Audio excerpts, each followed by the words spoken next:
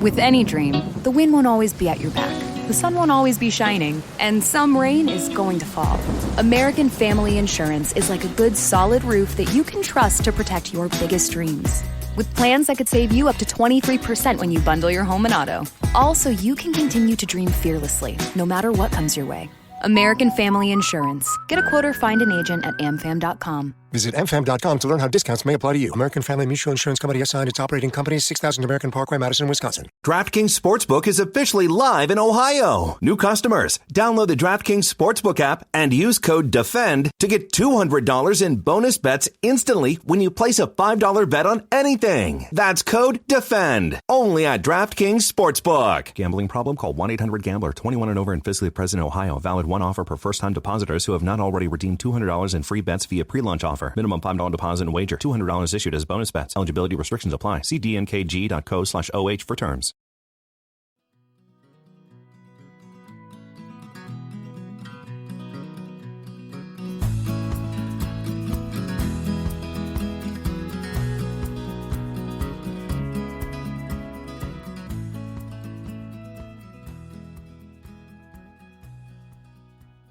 Hey folks, I am incredibly excited about this episode. This is Jerome Rand. Jerome has been on the show 2 other times. The second time was in person, and this time is the second one we've done in person. 3rd time total being on the show, and it was a pleasure. As you can see, the show went, almost 2 hours. Super easy to talk to Jerome. I mean, you couldn't see me in this interview, but I was completely riveted with the storytelling. I was on the edge of my seat. If I can find a way to do more in-person interviews, I'm going to.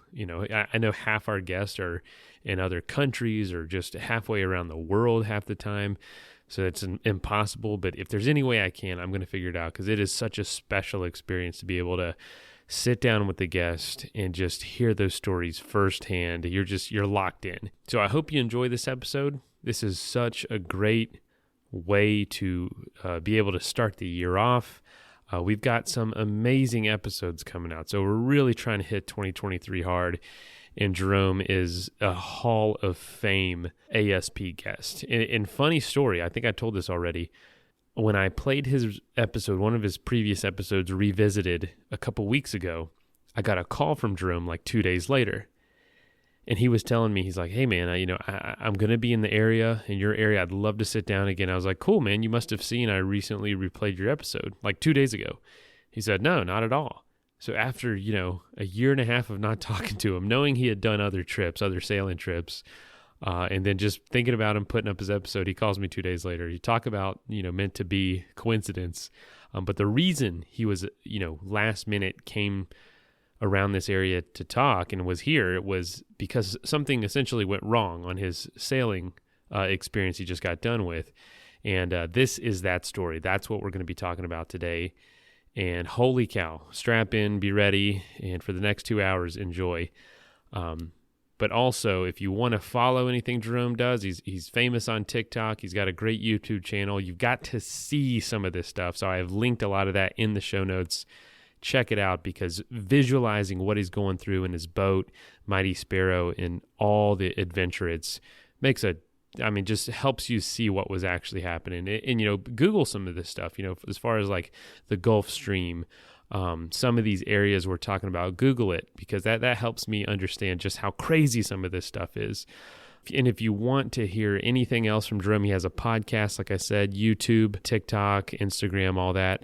Everything is Sailing Into Oblivion, and a book, Sailing Into Oblivion. Check all that out, and let's jump in.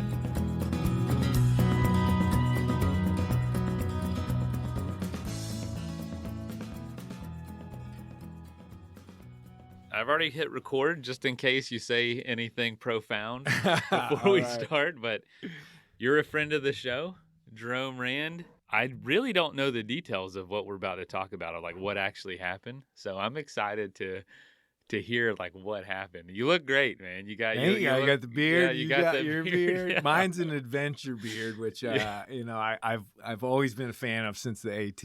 But I don't know. Usually they only last a couple of weeks when I'm on land before I start feeling like father time. So how long have you been on land? I arrived back in port in South Carolina on the 9th of December.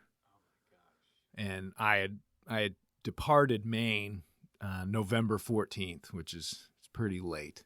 Yeah, in the November season. 14th. Yeah, So you were out there for 25 weeks. days, 25 I days? think, total. I think so. So what were you trying to do? Well, essentially, and this is kind of the ironic part, I suppose. This voyage was supposed to be kind of a personal, not a goal, but just a personal experience of I wanted to go out finally for a long distance solo passage without the terrors of places like Cape Horn, the Northwest Passage, things like that. The Southern Ocean almost as a whole. I wanted to just go and circumnavigate down into the South Atlantic, come back up, and basically form a big figure 8 in the North and South Atlantic. So mostly trade wind sailing. I was looking to be able to just enjoy my time out there without sort of the worry of these dangerous places. And I wanted to sight, there's like eight island chains that are out there, real far off places, especially in the South Atlantic. And I just wanted to go cruise. I wanted to read books, cook good food, fish, and not be in a hurry because there's no storm season down there.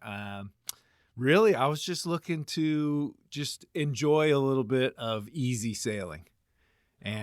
And yeah, it absolutely did not happen. Well, before we jump into that, I want to know, because last time we talked, you had a misadventure trying to figure eight the poles.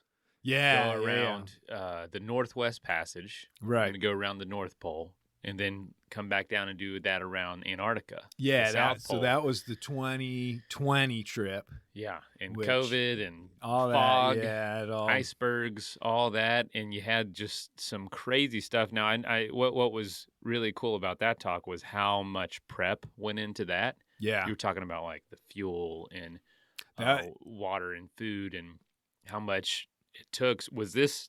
I assume this most recent trip a lot less of that. Yeah, well, Mighty Sparrow was at a point now where things like the solar panels had to be replaced. Some of the equipment had to be updated just because you spend enough time out at sea, and the sea eventually will pick apart anything. And so I had thrown a bit of my savings and stuff into it. I'd worked all summer in the boatyard in Maine and done a lot of updates, but not to the extent of the voyages before, as far as the prep work goes. Because again, this was a trip that I was estimating between 4 and 5 months, mostly easy sailing. I didn't need brand new sails for it or anything like that. It was like, yeah, we've got pretty much everything. Update a few things here and there and stock me full of food. And there we go. I'm just going to go out and have a nice casual sail out on the ocean and on the Atlantic. It is partly my own fault. Actually, it's all my own fault because I waited so long to take off. But, I wanted to help and make sure we closed the boatyard down for the season and all that. And the weather windows seem to keep closing out on me. We had that storm, Nicole, that hit you guys down here a little bit. Yeah, mostly the East Coast, but we over here in the Tampa Bay area did okay. Right. Ian was the one that came right to Fort Myers. like a month before that. So two big storms and right at late season. Right, real late season. Typically, my goal was to set off November 1st, but I think Noah had already been sort of investigating Nicole. And I just thought to myself, okay, well, last year I took off and I went right through the eye of Tropical Storm Wanda, which formed way out in the middle. Nobody even really knew about it except for me because I was right there. And I just thought to myself, if I head out now and try and dodge this thing and get, whipped up in like a real Category 1 hurricane or something like that, then everybody's going to be looking at me like, who is this idiot? And, I also didn't want to just have to go out and tango with that. Because as soon as a storm gets named, I've always pictured it as like this lumbering gorilla that's out in the ocean that is essentially hunting for any boat that's stupid enough to be out there. And so I was sort of like, you know what? I'm just going to wait. I'm going to be patient. I thought I was doing the right thing. And by just holding off, and that it took a long time for Nicole's winds to finally reach all the way up to Maine and then pass out into the ocean. And then a little bit of an opportunity opened up that didn't look too bad. And essentially, I woke up on the 14th. The boat was already in the water. It had been in the water for about a week, and there were icicles that had formed on my mainsail. And I was like, oh my gosh, I have got to go. Like, it's time. Like, I got to get out of here. And yeah, I mean, I knew I was going to face some rough stuff for the first probably 4 or 5 days of the trip. But then actually it looked pretty decent. The weather window looked like it was opening up. And what are you looking for? Because obviously hurricanes, that's a season, but it's, That's typically over by the 1st of November. Yeah. They say November, remember, because you can actually still get them in November. Nicole was in November. Yeah. Pretty So much. It's one of those things. I'm watching the weather. I use a site when I'm on land called Windy, which is it gives a great display of what the weather systems are doing. Because essentially you get these weather patterns kind of coming off of Canada. They sweep down into the States, and then typically they're heading offshore because everything in our area is moving from the west to the east out into the Atlantic. And so these systems sort of form. And as they push off, they run into the Gulf Stream around Cape Hatteras, which is hot water, lots of energy, and then they explode and head off to the northeast, turning into essentially a lighter version of kind of a hurricane. We call them low pressure systems, and depending on the ferocity of them, some of them turn into, I think meteorologists call them bombs. Like winter bombs or something. Yeah. That's a lot more. I mean, a low pressure system doesn't sound like It something doesn't you sound need like to avoid. anything. It's Yeah, low a bomb, pressure. on the other hand, it's a little bit like, whoa. And these things, the thing about a bomb is they develop very quickly. So, Interesting. I knew I was going to, on day 3, have to deal with a very small, localized, low pressure system in the Gulf of Maine. And I knew, watching these forecasts, I trust them 3 to 4 days out. Anything after that, all bets are off. And these forecasting places, they'll show you the models for almost 10 days. But you can't count on that sort of stuff. And in my experience, 3 to 4 days is pretty reliable.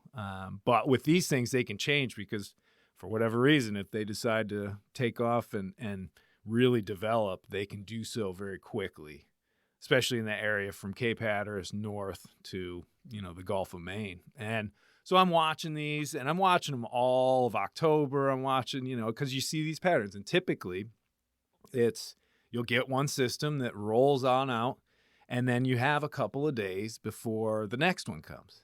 And if you time it just right, essentially what you're trying to do is take off on the tail edge of one of these systems. So you're getting westerly winds. And you just race out there as fast as you can and get away from this sort of area. And typically, if you can get far enough out in the Atlantic or to the southeast, then you're sort of getting to a point where you're always going to be sort of underneath these systems. And eventually, you run into the trade winds, which are coming off of Africa, going from the east to the west, and then you're good. And you're good all the way down to the equator, go through the doldrums, get into the southeast trades in the southern hemisphere, and it's the same thing. And then you don't really run into much rough stuff until you get all the way down to the Southern Ocean. And so my plan again was just to barely touch the Southern Ocean, give it a little high five and then get right back out of there. To say you did it. Just to, there's a really remote island called Tristan da Cunha, and I don't know if I'm pronouncing that correctly, but it's right down there. It's one of the most isolated communities in the world. I think only 200 people live there, and I don't even know if I would actually be able to stop there or not. They only have one little break wall, but it's like a volcano. Yeah, and it is in the middle. I mean, right in between, Cape Horn and the Cape of Good Hope in the South Atlantic. Looks beautiful. Yeah, Holy doesn't cow. it? So is that about how far south you would want to go? That was going to be my southern waypoint. So track down there, That see is if I out could, there, man. yeah, somehow. Right in between Africa and South Yeah. America. Oh, yeah. It really is one of the most remote communities on the planet. And I just, there's sort of an old saying that if you really want to try and get into a place and you don't have the permits for it or whatever, you can always sort of fake it a little. Be like, I'm having engine trouble. Luckily on my boat, I'm almost always having some engine trouble. Luckily, yeah. Yeah. So Luckily. they'll usually let you come in. But more than anything, I just wanted to sight the island. When I pass by, there's just really, and I think we had talked about this before, but there is something so majestic. I think that's the only word to describe, where you are sailing on an empty horizon and then the tiny little peak of an island comes up. And for the next day or two, because I'm a slow boat, I get to watch this island rise out of the sea, and then it becomes real clear. You get within, a mile of it, and you have this beautiful backdrop, and then you just watch it sort of recede over the next day. And there's something about that I think is... Do you stop? I have in the past, and sometimes I just pass right by. It's kind of weird. Do you not feel the need, especially that far out? I assume you haven't seen anybody for a while. Do you not feel the desire to stop and talk with people or to stand on land? Yeah, there's definitely a little bit of a desire to get in there and explore it a little bit. But also I know that in some ways that can disrupt the flow that I've sort of created by being out there for a while. And for me, one of the big attractions to the sort of long distance solo sailing has always been getting into that sort of low level input mental state, getting into the right sort of sleep patterns. And when you disrupt it, then you got to basically start all over again. And for me, it really has been, it's an enjoyable experience. I know for most people, it sounds like a total nightmare, which is understandable. It really is. But when you get into it after, it might take 3 weeks to really get your brain dialed in. There's been times where I can sit in that cockpit and stare out at the sea and the sky and almost have not a single thought go through my head for hours. And it's this amazing feeling. And I don't feel like I'm wasting time or anything like that.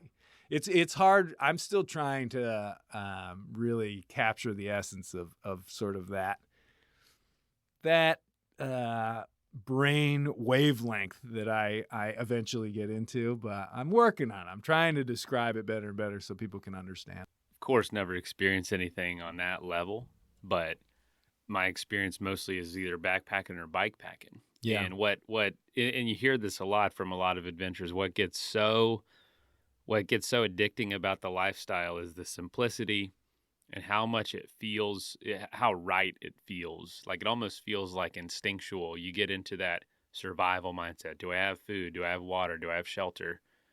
And once those big boxes are checked, you're just good. Like you're not thinking about tons of other stuff. You might, allow your thoughts to say, okay, what's next or whatnot, but you're really, I think that's why people who long distance, you've done the AT, the Appalachian Trail. Yeah. It's got to be, from what I know about that, it's similar. Like you're just, it's survival.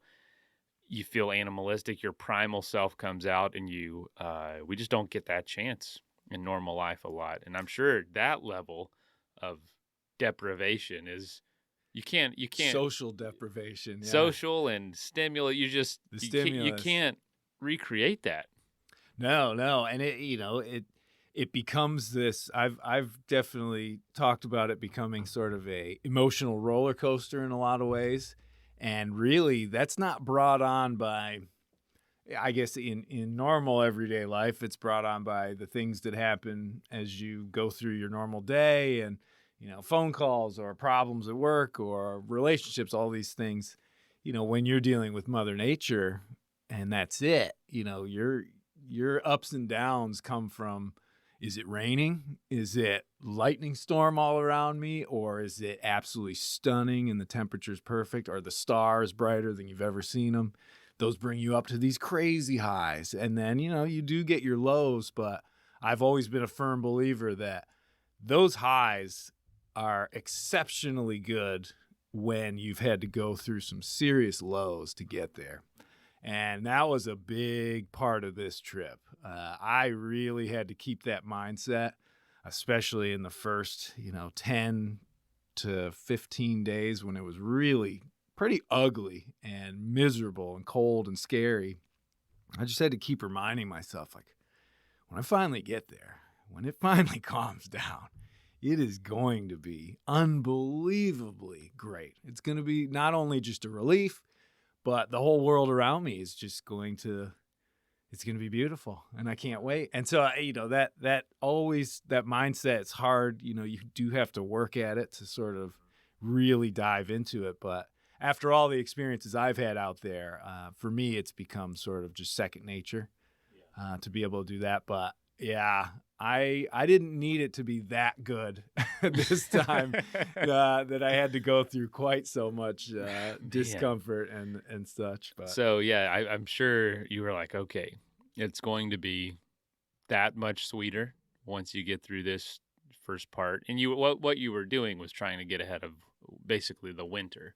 Yeah, winter was coming. You're starting in Maine, which is way up there, 40 something degrees north. Yeah, so. Serious winter. And so you're trying to get south towards the equator where it's pretty nice all year round, and even south of that by a long shot where it's summer. Yeah.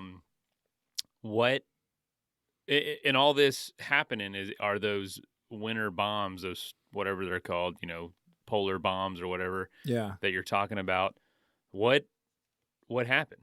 Like what went wrong? So essentially, the first low pressure system, we deal with that one. It's uncomfortable, but it's not too bad. How long do they last? Like a couple days, or the first one lasted about 36 hours or so. Okay. And it was kind of interesting because the first part of it, the wind's coming out of the wrong direction because these systems, the wind sort of is in a bit of a circle, and I'm hove to, which means I'm sort of parked. I have a little tiny bit of sail up. I'm in the middle of the Gulf of Maine. It's miserable. It's raining. It's windy. The waves are building up, but we're just maintaining. I'm waiting for the wind to shift, the center of the low to pass, and then all of a sudden the winds are going to come out of the west, and I can just rip and ride them out. And there was one point where there was some sort of, I don't know if it was a search and rescue plane, but an aircraft came over and circled around like 3 times. And they never called on the VHF or anything like that, but I assume they were looking for someone in distress. And it sort of hit me at that point. I was like, boy, it is kind of rough out here. Like, I wonder what these guys are thinking up there, like, look at that guy. I mean, and it wasn't bad by any means. It wasn't anything we hadn't dealt with and such. I just, it was sort of the waiting game. Yeah. But it kind of made it real, thinking like, oh, they're actually being proactive about rescues. Yeah. So they're taking it that serious. Because there's probably other people that, out here, it's like when the police or the fire department starts driving around your neighborhood on the PA system and saying evacuate for hurricanes. Right. That's when it hits you. It's like, oh my gosh, okay, this is real. This is real. Yeah, not a drill. So, and what kind of temperatures did you say you're dealing with? That was cold. Up there in the Gulf of Maine, it was in the 40s. Yeah, but you're wet, water everywhere. Wet, and it's damp down below. You're getting condensation on everything from your breath, and everything's locked up. So all the hatches are closed and everything. So it gets real clammy.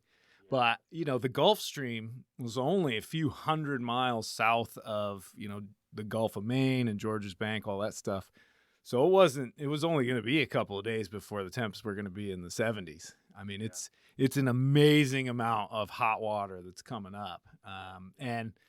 Essentially get through that first one, and then sort of, I don't know, like a little extra bonus a day or two later, another little sort of thing whips up, and we get through that. But that propelled us right down to the Gulf Stream. And at this point, I had been out 4 days or so. And I see the forecast that's coming up, and it doesn't look that bad. It's another system. I'm on the southern edge of it, so I'm going to be seeing mostly just westerly winds. The real bad parts of it are going to be well north, but I'm also entering the area of the Gulf Stream. And where are you near this point? I am essentially almost halfway in between the tip of Cape Cod and the island of Bermuda. So Okay. the distance there is probably about 800 miles, and I'm right smack dab in the middle of it. I'm looking at a map, by the way. Oh, I'm okay. not ignoring you. No worries. Usually I have my computer up with these conversations. Yeah, and I'm just like Googling stuff constantly because right. then I get more questions and like, Well, I always so thought curious. if I ever go and do interviews or whatever about the first trip around the world, probably the best thing for me to do is bring a blow up globe. Yeah. Just so dude, you know, let's visualize. Especially if it's video. Oh my gosh, yeah. Just show that would be then so you handy. can sort of see the whole thing. And then that's just mind blowing when you see it on a globe. Yeah, Like around then this you little. get a real sense of the scale. So halfway between Cape Cod and Bermuda, you're like right off the coast of like Virginia, North Carolina, but I mean hundreds of miles out, if not 1,000 miles out. Yeah. But directly east of there. Right. Wow. And essentially, you know, I'm in a position where, okay, I got the Gulf Stream coming up. There's another system coming off the coast, and it's not a good place to be in. If I sort of hang tight where I'm at, I'm going to see worse weather, but I won't be in the Gulf Stream. If I continue on and try and get beyond the Gulf Stream, so cross it, it's going to be a little bit tight. And ideally, the goal is you don't want to be in the Gulf Stream in any sort of bad weather, because there are, not only is the main stream flowing, which luckily it was flowing to the east, so it was going to be going with the wind. There are eddies, big 100-mile wide, you know, circulating eddies of current that are north and south of the stream. And those can be just as bad as the actual stream as far as their strength. And essentially, like, you know, think of it this way. If the wind is coming from the west, going to the east, and it all of a sudden encounters even just a 50-mile patch of water that's going the opposite direction at, say, 2 knots, so just over 2 miles an hour, it can all of a sudden disturb the surface of the ocean in such an incredible way. I mean, you wouldn't think it's going to be all that bad, but it literally, it's almost like the surface of the water starts to vibrate. It's really strange. I've seen it in small scale up the coast of Brazil. So once you cross the equator, heading back towards the Caribbean, there's a lot of strange rip currents down there. And it wouldn't be blowing more than 10 knots. So it's beautiful. There's a little ocean swell. And then suddenly it's like, it sounds like termites almost. And it's this weird clacking noise. And you get up and you look around and it's like the surface is vibrating. And all these waves are sort of going all in weird directions and they're slapping each other. And then all of a sudden it stops. And you've just run through this tiny little rip current that's going against that wind.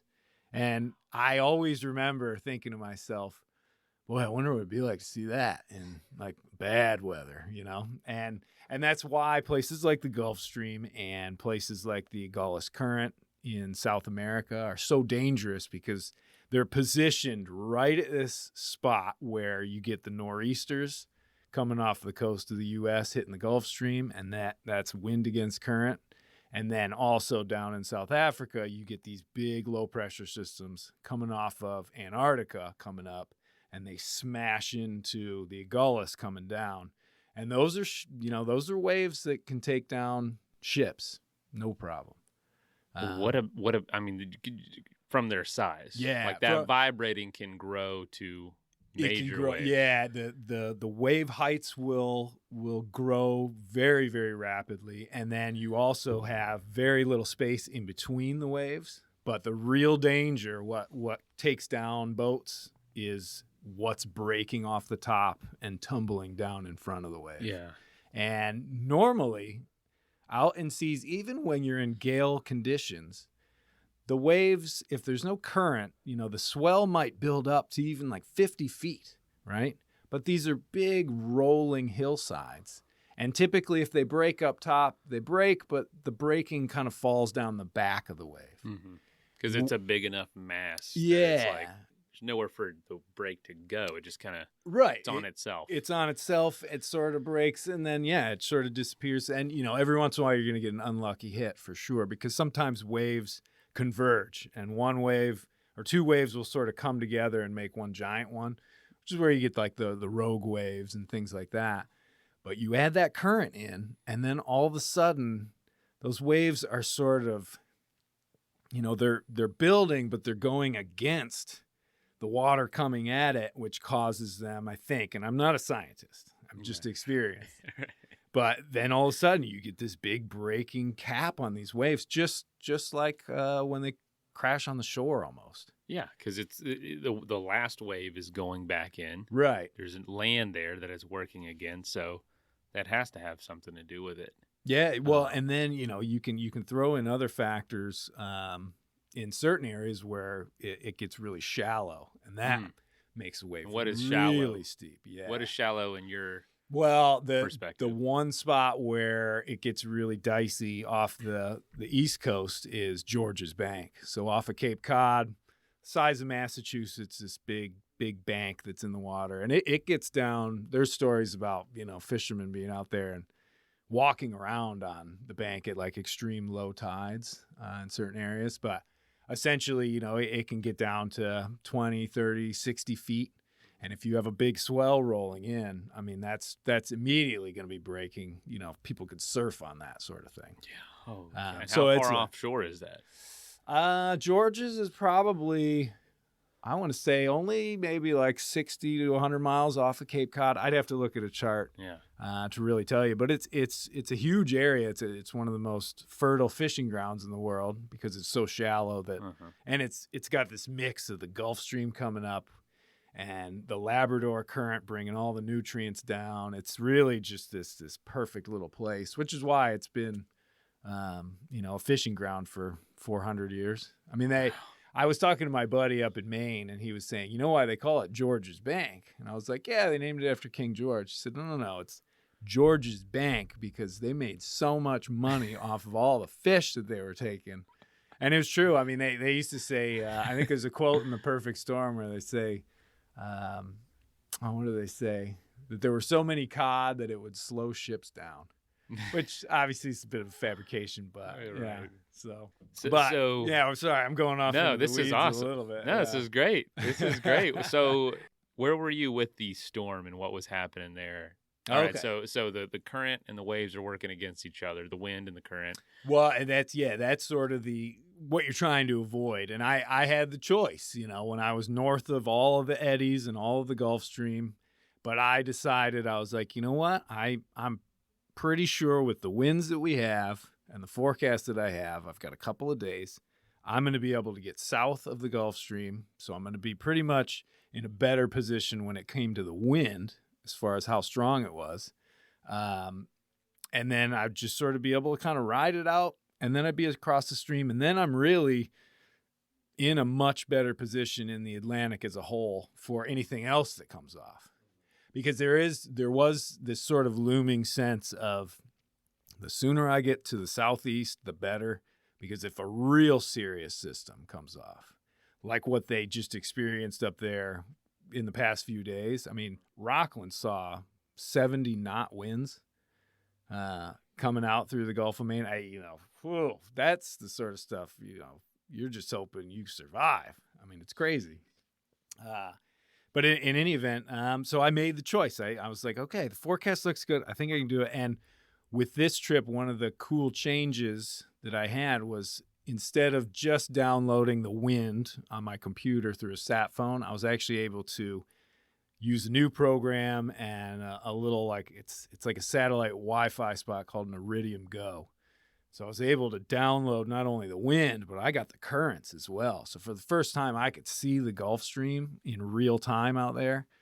And I think in some ways that led to me making kind of a bad decision, sort of trusting it a little too much or thinking that, I could worm my way through some of this stuff. Where in the past, I don't know if I would have made the decision to go through. I think I probably would have said, I'm going to hove to up here. I'm going to wait till this system goes through, and then I'm going to go down to the Gulf Stream. Because I wouldn't have known where any of the eddies are, where the actual stream is proper. And when it's an unknown, you don't mess around with it. I mean, I've always known that you don't mess around with the Gulf Stream. But just saying that out loud right now makes me wonder why I made the decision to go through with it. Let's take a quick message break and hear from the folks that help make this show possible. That is plenty of that for now. Let's get back into the episode. Just in the Gulf Stream, I mean, you tell me, is it like going 6 to 10 knots different times? What is it like? Isn't it like 5 to 10 miles wide? Like what? It's like a river within the ocean. Yeah, it all depends. Typically, it's really strong off the coast of Florida and up by Cape Hatteras. It can be blowing, or it can be moving at 4 to 5 knots sometimes. It's generally about 100 miles wide or so. Yeah, and then as it once it gets to Cape Hatteras, it bends its way to the northeast. It starts heading out into the Atlantic, and that's where it typically starts forming all these eddies and different little rip currents all around it and all that sort of stuff. And I know here it's tight, right? Coming out of the Gulf underneath Florida, it's narrower, a little faster. Yeah. So I know there's a group of crazy people that have been wanting to join for the last few years that paddleboard out to from the Bahamas right. to Florida. Yeah, you still haven't done that trip? Dude, no. Oh. I've done other stuff in the meantime. But no, that's I've always just thought it was insane how quick they go because they're going with the stream. Yeah. And they basically have to cross it at an angle. Yeah. So they can cover 80 miles on a paddleboard in 24 hours or Well, like 12 hours. They really have to start further south than the actual destination because they're just going to It's like crossing a river. Yeah. You got to like start downstream or upstream, go straight across, and it's going to pull you downstream. Right. So anyway, you make this decision that you don't think you would have made because you had more information. I had a little more information, and I guess I was just a little overconfident in what was going to happen. And you know, thinking back on it, I definitely didn't consider that, you know, being able to update that forecast so many times and so rapidly, as opposed to my computer back in the day, which was maybe every 3 days. I could do this like twice a day and check and see what updates were. And I was like, you know, it's going to be blowing 30, gusting up higher, which is getting close to gale force, but nothing more. And it wasn't going to be that long. And I thought, okay, well, this is going to work. It should be fine. And the problem is that just in the day or so that it took to get to the Gulf Stream and then past it, the winds that I had in the forecast were a lot lighter, so I went slower, which made it so I barely made it past the stream. The other thing was that the weather system intensified. And it was just one of those things where I sort of trusted in the forecast a little more than I should have. I didn't, you know, add in the amount of change that could actually happen just in that short amount of time. And so I had made it past the main part of the Gulf Stream, but there was some eddies around in the south. And there was one big one that was moving, I believe, in a counterclockwise circular pattern. And I sort of looked at it, and initially I was like, okay, well, I can hove to here, or I can rip off to the west right alongside the stream in an area where there's just a little bit of current that'll be going with the wind, which sometimes can actually dampen the waves down. And then get off to these spots about 100 or so miles away in between these eddies and all this stuff where it seems to be a pretty reasonable place to then duck out of the stream and then head off to the southeast. And by that point, you know, this system should have passed anyway. And so I had my game plan in mind, and I knew I had sort of set my waypoints like, okay, if I make it here or here, that's going to be a great place, jibe the boat, and then I'm out of here. Perfect. And so the winds kicked up, and I remember that morning, it was like 4 a.m. The winds had died. I was just drifting, trying to just get a little bit of sleep, because one of the greatest tips that John Kretschmer, who is one of the best American sailing captains in the world, like, he's just unbelievable, heavy weather guy. He's crazy. He's also a great author. But in any event, one of his biggest things of advice was, if you've got heavy weather coming, try and get some sleep. beforehand. Yeah. And it's not easily done because you're pretty nervous and all that. Trying to prep. Yeah, and you're just like, ahead of the hurricane, I feel like I didn't sleep for 2 days. Right. I was prepping the whole house. I mean, it would have been all for naught if it would have hit us. But yeah, that would be really hard. Very having hard. Just gone through a preparation ahead of a storm on land. I'm sure there it's you're thinking like, what am I forgetting? What can I get ready right now? That's tough. And there's nothing worse than that storm hitting, and now you have to be awake, and you haven't slept in 24 hours. Yeah. Jeez. So I get a little bit of sleep, and the first squall came in, and it was massive. Woke me up. I get up, and I set the sails up, so I'm hove to, and I'm just sort of parked again. And what do you do to prep? With that, I'm going around the boat. I'm making sure everything's sort of locked, everything's stowed in its proper place.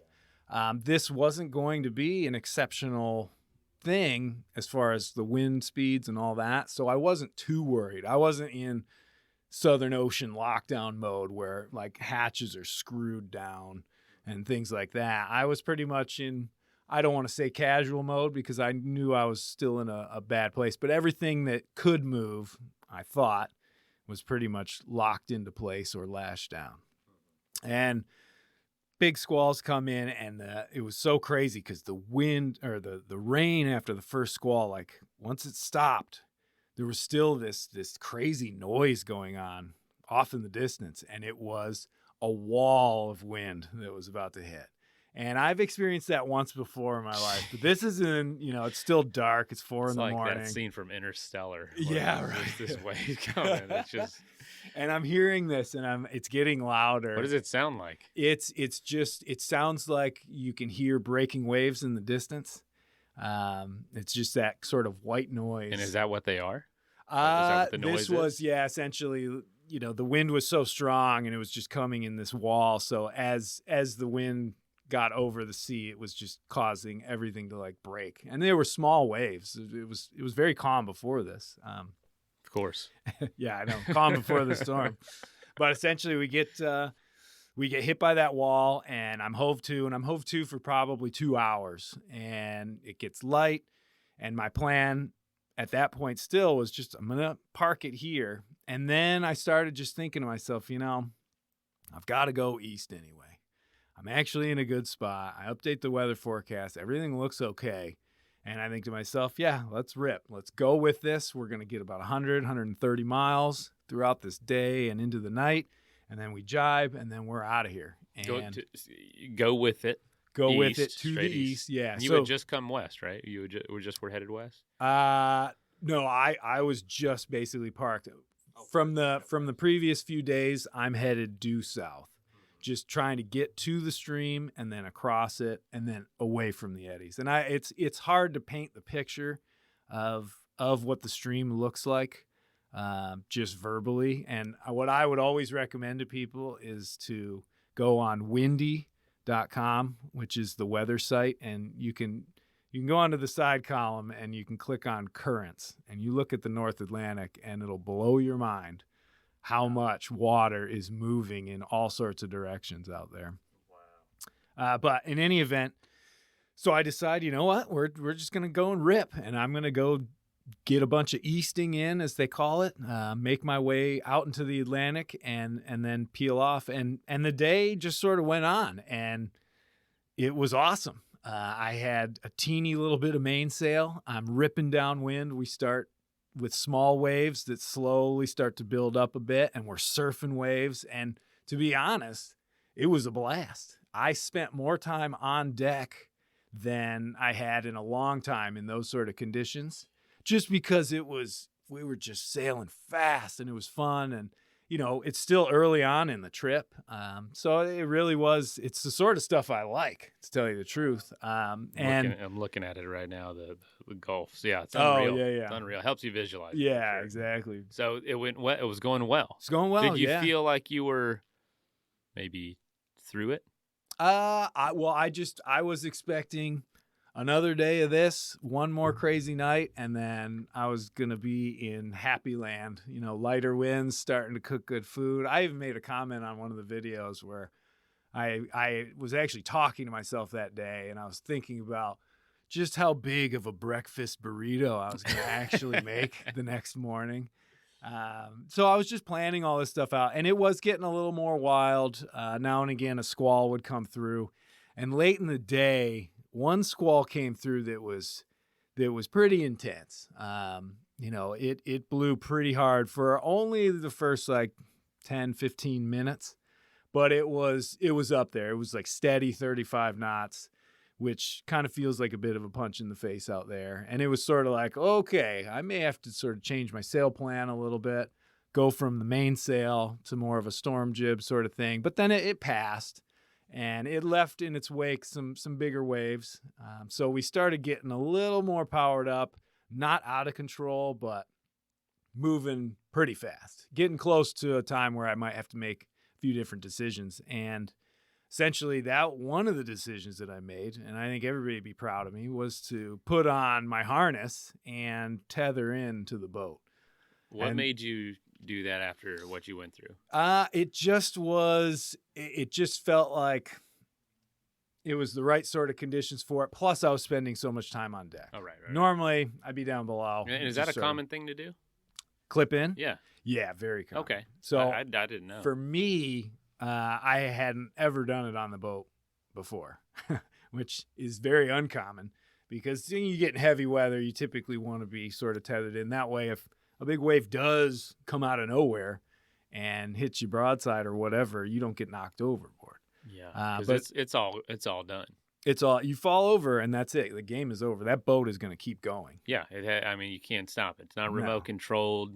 And it's gone fast. Even if a boat's only moving it at a relatively slow hull speed, like 6, you can't catch it. Never. No, you can't catch it. In 5 seconds, it's well out of your reach, and you're Jeez, have you heard? I mean, I'm sure you've heard stories about stuff like that. Well, there's the scary thing is nobody lives to tell them. But what they do find is a race boat or a cruising boat sails up. Nobody's on it. Usually it's found months afterwards or whatever, sails in tatters. But those boats, if the hatches are closed, they could drift out there for years. I believe it. It's crazy. I Absolutely believe crazy. It. And I know on our last conversation, you had that brief moment where you almost thought, what if I just jumped off? What if I jump over? Oh, yeah, and that scared you half to death. That definitely did. That was probably one of the scariest days I think I've ever had. As we get into what happened this night, there's so much action going on. When things break or you get knocked down, it's when there's no wind, there's no nothing, and your brain starts playing tricks on you.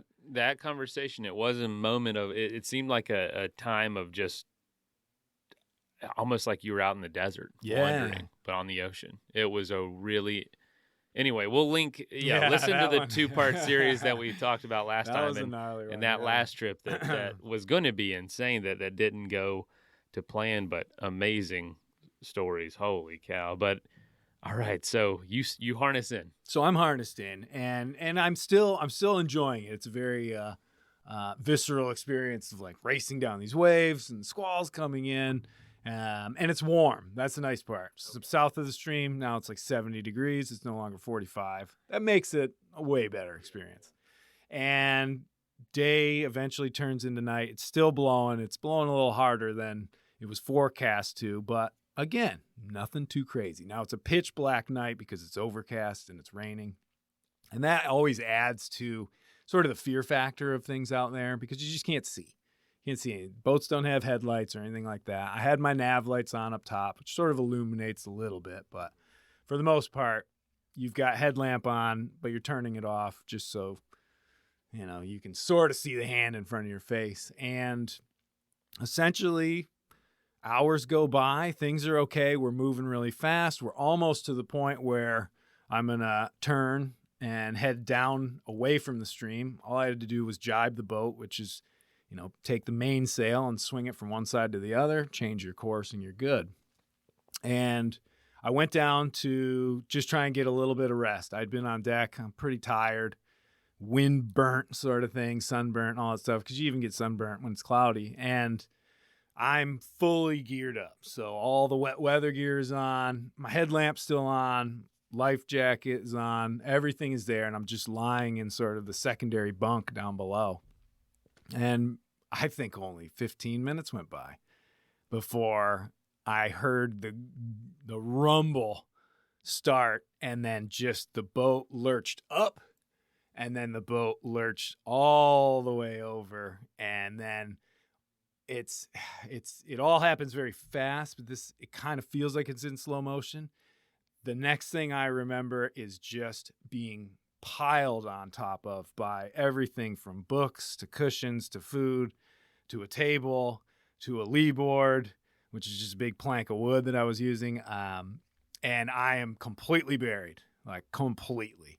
And I just try and push my hands up and try and kind of I'm clawing my way out of this big pile of stuff.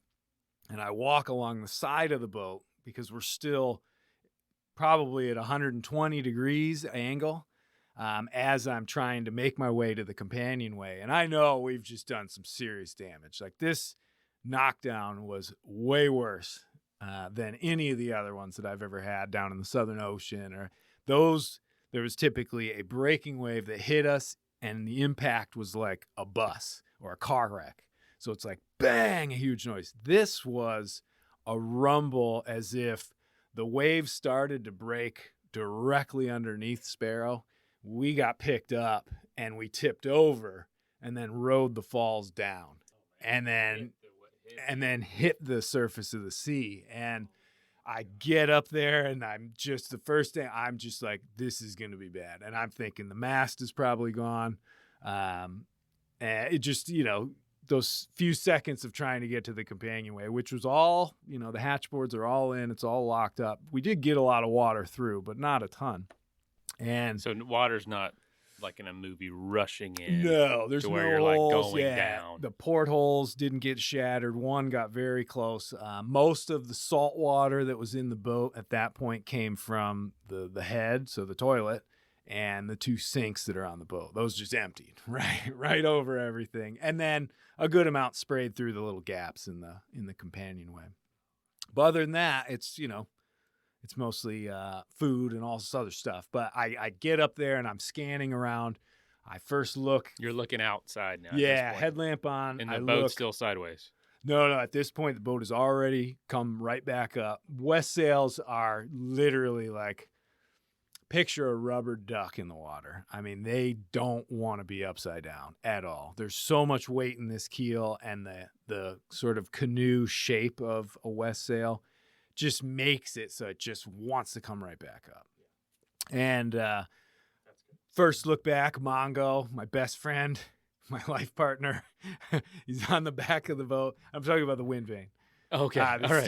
There isn't another like, person. Because you keep saying we. Yeah, I know. And I'm like, you're talking about Mighty Sparrow, your boat. Yeah, when I say we, I'm always I was making saying, sure you didn't have like a cat or something. Okay. Mongo, no! Like Wilson. So I'm looking back at the wind vane, which is steering the boat and has done that for me all around the world, and it's still there. So boom, right turn around, and I'm looking at the mast, and it's still there. The boom, the sail got all disheveled, and so it looked like the boom was bent, but it was still there. So then I flashed back, and I realized that the big arch that holds all the solar panels, that's gone. And I'm sort of like, oh my gosh. And then I look in the Dodger, which is the little canvas canopy that sort of protects you from, splashing waves and rain and all that stuff. That's gone as well. I see it then. It's sort of hanging on by a thread over here. And then I look over and I see that the lifelines all along one side are gone. And I'm sort of like, holy cow. So I hop up on deck because Mongo is now only half attached, essentially, as far as steering the boat, because some of its equipment was actually on that big arch.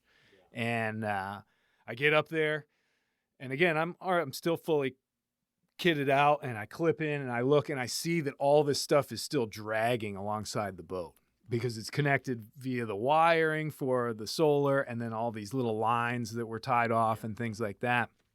And I grab it, and I try and pull it back up, and it's heavy. This is a bunch of 1.25 inch stainless steel. There's wood, and there's these big solar panels. And I took about 2 or 3 tries, because if you can salvage these things, you want to, rather than just cut them free. But it was one of those situations where the system and the weather is still raging around me, and we're already starting to sail again. Like, Sparrow has done a great job of just getting right back into the fight. And you don't know if another wave like that is coming. That's sort of trickling through my head. But at this point, I'm sort of like, okay, triage. Like, I got to lose this thing, because it's dragging right next to the rudder that is connected to Mongo that sort of controls the steerage of the boat.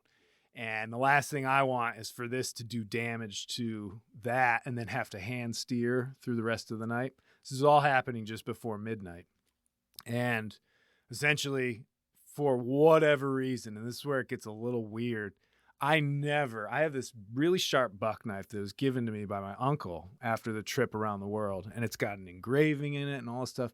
I treat it like it's this prized possession, because it is, and it stays in a certain place in the boat. I never keep it in my pocket, because the pockets on these jackets are always wet with salt water. It's just going to rust the thing like crazy. It was right there in my pocket. And so I'm able to just whip that thing out, and it's so sharp. It was like butter. Went through like 5 or 6 different lines, cut through the wires, and boom, we're free of that now. And we're in your brain, you're going through, okay, what else is on here? Yeah. And but there was nothing you could do. You don't have a winch or something. I probably could have come up with something, but I'm actually, now when I think back on it, when I've dissected it, I'm glad I did what I did, because the chance of those solar panels doing more damage to something as I'm trying to pull them up, or me possibly falling over something, it just wasn't worth it. Yeah. And I was able to eventually, make it back without them and all that sort of stuff. So I think that was kind of the correct decision. But again, you don't have a lot of time to think about these things at that moment. So just cut those free, and then I lash a little tiny line on, so Mongo is steering the boat perfectly again, doing sort of a quick inspection, but I also have to then get down below and see if we're taking on water, because I don't even know yet. And this is where the other coincidence comes from, which was really quite beneficial, I think, for sharing the experience with people. In my other pocket was a GoPro. And so I get down below, and as soon as I'm down below and I see just the chaos that is my cabin now, like everything's just turned upside down, it's all over the place, I whip that GoPro out and I start filming, and just little bursts, because I can't mess around. I'm not trying to make a documentary, but I thought, this is pretty You're going to want to remember this. Yeah, exactly. Or do you want someone to find it in case? Right, exactly. In case Sparrow comes up, but and no one's on it. It was just an odd thing, because I never keep that stuff, because there's salt water in those pockets.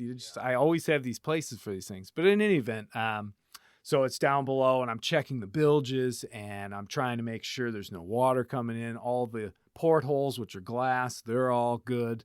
I'm seeing little bits of damage, but I'm sliding around in this place because all of the contents of the refrigerator have emptied. So 6 dozen eggs have shot all over my entire cabin. I would later find a couple jars of spaghetti that had smashed, so there's glass. But it's cushions, it's tables, cheese, it's everything stuck in places. Yeah, I saw that. I got through about half that video. There was damage to the ceiling that I found, just areas where things had impacted pretty forcefully, let's say, and actually like dented some of this wood and stuff on the ceiling. And how about you? How were you okay with all that stuff hitting you? Well, that was kind of the odd thing. It all happened really fast, but for the next 2 weeks, my ear hurt something fierce. And there's a couple of clips where it kind of looks like I have a black eye, where I definitely have a ring around it. So I think I probably got impacted, but this is one of those adrenaline. Oh, the adrenaline just takes it right over. Yeah. You don't feel a thing. And when I think back on it, that's probably one of the luckiest things, besides the fact that I was down below and not on deck, to be there when that happened. But to have that much stuff fall on me from that sort of height with that velocity, I mean, I found a spare alternator had somehow gone from being totally buried in this really tiny compartment on the high side all the way underneath where my head was, made its way into another cabinet, which is still just shocking. I mean, it must have tumbled over and all that sort of stuff. But yeah, I mean, I'm just sort of, I want to make sure we're not sinking. One of the weird things I did have is a water bladder that probably had about 40 gallons of water in it. So it's heavy. It had broken free from its mounts and it was sloshing around. It hadn't popped or anything, but that's when all of a sudden the thought of, okay, what if another wave comes and hits us? What if that's not the only one? I don't want a 40-gallon thing of water sloshing around on this boat. So I dragged that over to where the bilge is.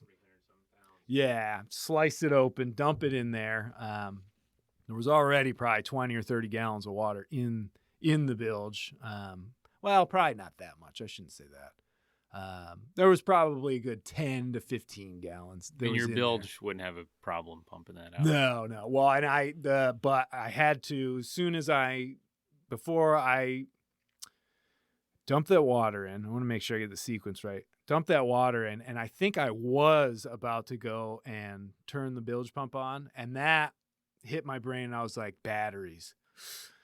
Rather than go in and look and try and inspect the batteries where you have to take this big hatch off and stuff, because they're just lashed in there. I'm just like, okay, no, turn the battery switch off. So main breaker is off, so there's no electricity flowing, because the last thing you want is some wires to be shorting out or a fuel leak. There's a million things that could slowly be going wrong. You know, you got 50 pounds of propane on that boat.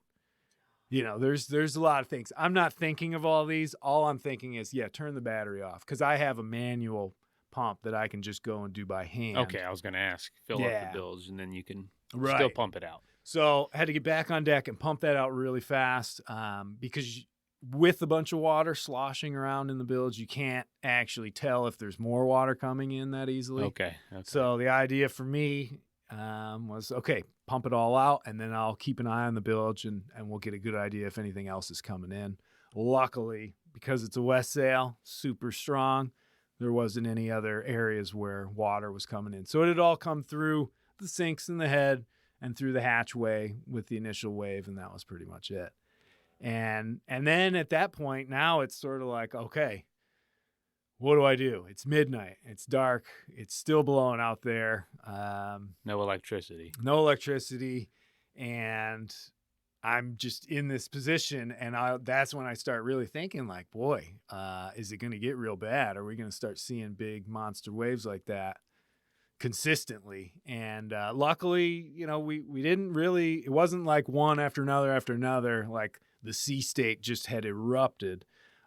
So we were lucky that it was sort of just one big random wave at that time. And I found my position using sort of the little tablet that I was using, and found that I was very close to the area where I could at least go and jibe and start getting away from the Gulf Stream. And what that allowed me to do, because this wave came directly out of the north, I was headed, because it basically picked us up broadside. I'm headed still with the stream. I'm going to the east. Yeah. And I'm thinking, okay, well, if this came from the north, hit me on the side. If I head to the southeast, at least another big wave is going to hit us more astern, which Sparrow can handle quite a bit more like that. They say that for a breaking wave to capsize a sailboat or a boat, it just has to be half as tall as the boat is long. So it doesn't really have to be a monster wave to be able to do what it did, but if it has to be breaking. Right there. It has to be the right. Yeah. Oh, jeez. So get my position, find that I'm in a good spot, go up on deck again, and I jibe the boat over. So again, the mainsail comes over, and now we're headed more in a direction that I feel confident we could take another hit, because we'd take it more from the stern or the back of the boat. And now it's sort of like, okay, it's 12:30. It's not going to be light for 4 or 5 more hours. And I just had to occupy my mind at that point. And so I started doing, 20 minutes down below, cleaning, organizing, this, that, trying to put things back together. And then I'd come up on deck and I'd sort of hang out up there a little bit. Not actually physically sitting on deck in the cockpit, but half of my torso out the companionway hatch, so that if all of a sudden, a monster breaker is approaching, I can like scurry down below and close it. It's not waterproof, but it at least is protection. it'll break the initial, huge amount of water. So because I'm pretty on edge about getting hit by another one. It was definitely a little traumatizing. And as the adrenaline sort of wore off, the fear kind of crept up a little more, I guess. And yeah, I was trying to just eat away the hours. I mean, I've never looked at my watch more in my life, where I was just like, oh, I'll be like, another 10 minutes. We did it. All right. Was it that watch? Yeah. Dude, I've had this watch forever. And it really, like, I'm just looking at it. I'm just like, oh, yeah, okay, another 10. And it'd be like 3 a.m. And I'm like, all right, 3 a.m. Woo. And I'd go down and I clean more and all sorts of stuff. Were you hungry or anything? Was it just nothing like that? Just wait. Yeah. Couldn't read, couldn't do anything. I was just going from cleaning to up on sort of. Were you making progress? Oh yeah. Actually, by the time we got to first light, we were pretty close to almost back together. At least the food had been put back in the fridge. All that stuff is still off, and because I didn't want to run any power without like real thorough checks and stuff. And yeah, essentially, we're almost pretty well back together. And anything ruined, like as far as your books and stuff? Oh yeah, everything was pretty much gone. Well, and I lost some treasured books too, ones that people had given me that I was really looking forward to reading on this trip, but they're covered in egg yolk and spaghetti sauce and salt water, and they have to go. So I bundled up. I probably had about 4 garbage bags worth of stuff that just completely saturated and ruined, because you just can't dry that stuff out when it's covered with that. So in any event, first light comes, and now I actually get a view of what I'm sailing in, because you sort of do get a little bit of a sense of the size of the waves at night, but not really, not like when you see them. And they weren't crazy big by any means. We were probably in the 15-foot range as a normal height, and then you get sets that are a little bit bigger, maybe touching the 20-foot range, but mostly swell, definitely with some breakers on them, but nothing crazy. And I think I make a comment in one of the videos where I'm like, these waves are big, but they're not like knock your boat down big. And essentially I'm watching where I'm on the position with the Gulf Stream, and it looks like I'm in a good spot. The forecast is 24 hours old for the Gulf Stream footage. But I don't want to open up the Pelican case with all the electronics and stuff. I'm just like, you know what? Let's just run it out. We're just going to get away. Wasn't that far to get completely clear of all this stuff. And the winds are still blowing in the 25 to 30 foot or 30 knot range. So it's still pretty breezy. But then about an hour or so later is when things got like very, very dangerous. And this ain't over. Yeah, I wasn't expecting this at all. I thought, okay, first light, we're looking pretty good. Yeah, these waves are big, they're intimidating, but we're getting away from it. The winds are supposed to be calming down. My first concern actually was that I don't want the wind to slow down too much, because I want to keep moving quickly. I want to get away. Yeah. And yeah, like about an hour or so after light, I see the first of these sets come in, and the swell is big. The swell is well over 20 feet, or at least in the 20-foot range, as each wave is about 20 feet. But on top of it is this big, huge breaker that then curls forward and runs down the face of the swell for like 10 or 15 seconds. And the noise of it alone, even if it's, quarter mile away, I can hear it. It's like, and it just goes on, and I'm looking, and it's just a set. So there'll be like 4 or 5 of these, and then it's sort of back to normal. And I'm looking around, I'm like, whoa, that was crazy. And then 10, 15 minutes later, another set comes in, and it's the same. And I'm like, holy cow. And these things are just, I mean, the breaking part of these waves are as big, if not bigger, than Mighty Sparrow. And I'm thinking to myself, if we get a direct hit by one of those, that could be like full on 360-degree roll, lose the mast, real trouble. And they're coming, and you're going due south. I'm going due south, yeah, perfectly away from all of this stuff. And they're coming from where? They're coming from the northeast and the northwest, and there's two different directions. And the amazing thing, and I'll never forget, it's just this one image of this one wave. It's coming down and it breaks, but then the one comes from the other angle and breaks on top of the breaking part of that one. And I'm just looking at it like, what? Nothing could, and it reminded me of this picture in, there's these classic heavy weather sailing books. I think that's what they're called, heavy weather sailing. And they have a few shots of just very irregular, random waves. And some of the captions are, it's impossible to think that any boat of any size would be able to handle a hit from a wave like this. And that's what I'm seeing. And it's in these sets, and there's a little break in between, but I'm just like, whoa, this is different. And I know what's going on at this point. I realize that I am in a counter current big time.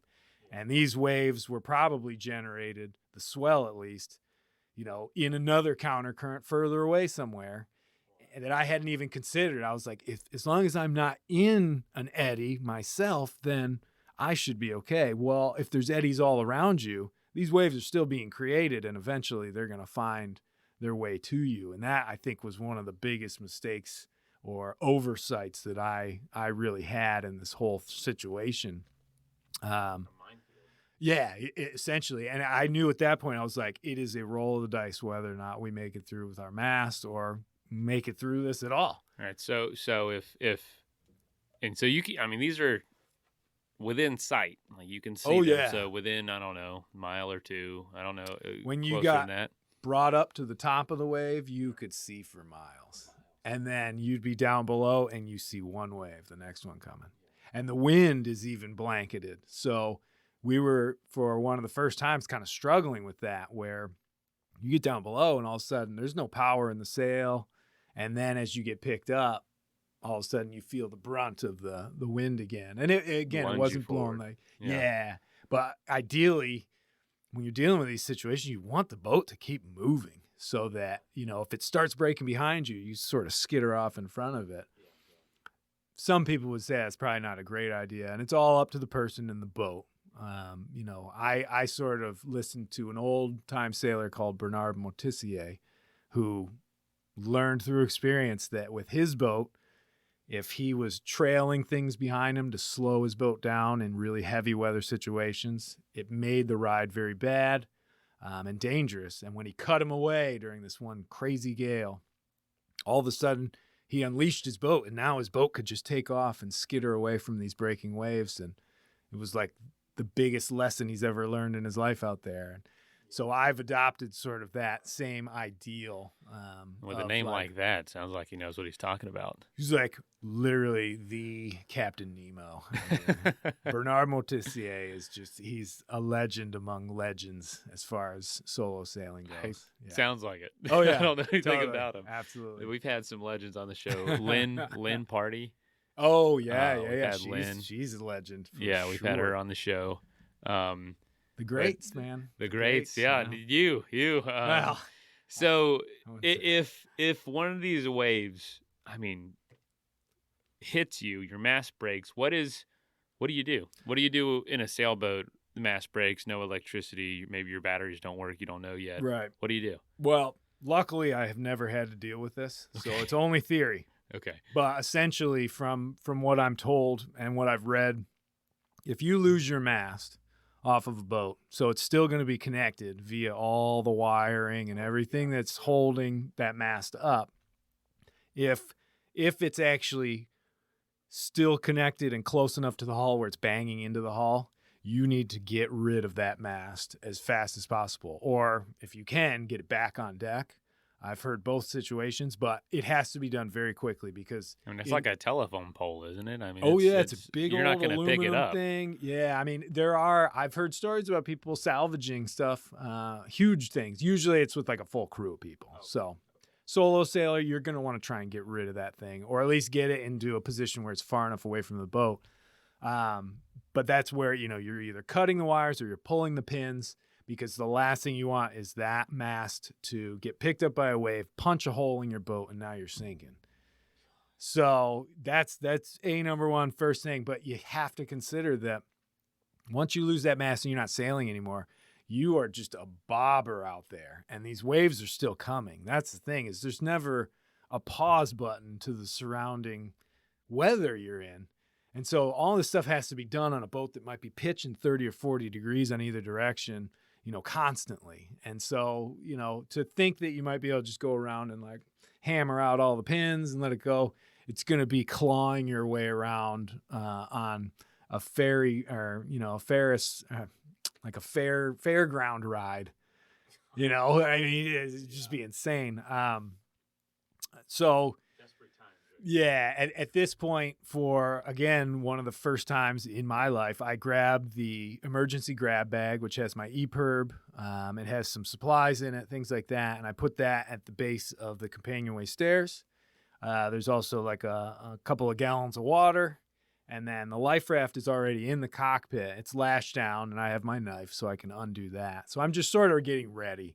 And I've never done that before. I guess I've never either had the forethought to do it, or I've just never been in conditions that were that intimidating where I thought, wow, it's just going to take one of these big waves and it could all be over. So now I'm just there, and I'm done everything I can do. I thought about hopping on the tiller and trying to sail the boat myself. Mighty Sparrow's many things, but fast is not one of them. And these waves are moving fast, and there's just no way that I'm going to be able to anticipate a wave better than Mongo would to actually try and avoid it. Like these things, you get a big swell that comes up, maybe it doesn't quite break, and then you worry about what's right behind it. Because sometimes they sort of work off of each other, and then the next one will break. So I'm like, okay, you know what? I'm going to let Mongo do his thing. It's already a roll of the dice if we make it through. Let's just sort of see what happens, and I'm just going to be ready. I figured it would be better if we did get just absolutely nailed again for me to be able to close the companionway and hide down below, let everything happen out there, whatever, and then I can pop back up rather than me being on the tiller trying to like manhandle the way through it, which isn't going to do anything. But essentially I was in that situation for about 3 hours. And the sets kept rolling in, and then it would calm down. It's daylight. It's getting close to probably around 10 or 11 o'clock in the morning when finally the last of these sets came through, and it calmed down. And like before, I was like, oh, I wonder if that's the end. Because I do know as soon as we get out of this current, it's going to, like, the waves are going to change their shape almost immediately. And they do. The last set rolled through, and I no longer ever saw one of these giant breakers. Like, that was it. They were gone. And I'm sitting there, and I wouldn't even say it out loud. I was sort of like, I shouldn't even think that I'm out of it. Because if I think it, it'll know. Your mind's playing tricks. I hadn't slept in a long time. Totally. They jinx it. Yeah, right? Yeah. And, I mean, then, as the day went on, it sort of the winds ease up, and the swell start to ease a little bit, and just the world becomes kind of normal again. And I'm sort of left, looking at this cockpit that's missing all this stuff. There's a lot of damage. I'm trying to sort of process it, but I'm also exhausted. The adrenaline is completely gone out of my system. I still have to think of like, okay, I want to try and get the engine to run. There's a few tasks that I want to do once things have calmed down just enough.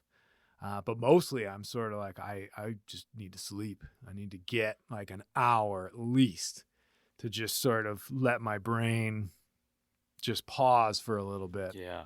Did you feel, I mean, because you hadn't slept at that point since, well, you slept Got- that few minutes. Got a few minutes, yeah. Yeah, when that first wave hit, 15 minutes or so, and then probably up for since like 4 a.m. the day before, so probably 30 hours or something. yeah, Pretty stressful. stressful 30 hours. Usually staying up through the night is, but yeah, that's a different level, man. Oh my Lord. Let's take a quick message break and hear from the folks that help make this show possible. That is plenty of that for now. Let's get back into the episode. So that wave that hit you didn't seem like you were in one of those sets where there were tons of those. No, not that. So that was just one of the few that broke and just happened to hit you at the wrong spot. Yeah, all I can really surmise, and a lot of this was from looking at the actual damage, because typically in a knockdown, and in the past, when I was hit by a big breaking wave on the side, the damage was done on that side. So it would rip the spray skirt off, or the dodger would get damaged, and it's on the side that the wave hits. This, all the damage was done on the opposite side that the wave hit. So, which is what sort of leads me to it, and the noise, the lack of an actual impact and more of just the big grunt makes me sort of assume that we were like picked up, tipped over, and then basically pushed over the falls. And it was when we actually impacted the surface of the sea at the base of the wave. And that's where it damaged everything. And so it was like a big impact. And again, having a Westsail, such a thoroughly overbuilt boat, was probably the only thing that really made it so we could handle an impact like that. I gotten a lot of emails and comments from people that are like, can you imagine if you were not in a Westsail, if you were in some, production boat or something like that? And I don't even want to think about it. So they're kind of the tough, oh yeah, gritty. They're the tank. They were like built, a Jeep. Yeah. Just for certain applications, it's what you need. It's what and they were built with the intention of, you can sail this boat anywhere in the world you want, and you're going to be pretty darn safe. Much safer than, a boat just built for sort of cruising or something like that. And every boat has its different function, but that's why, Westsail's not a fast boat, because it's 20-something thousand pounds of fiberglass and lead and all that. And it's a beast, but I got to give it to it. It's 50 years old, almost. I guess it's 49. And to be able to sort of still take a beating like that, I'm almost that old now.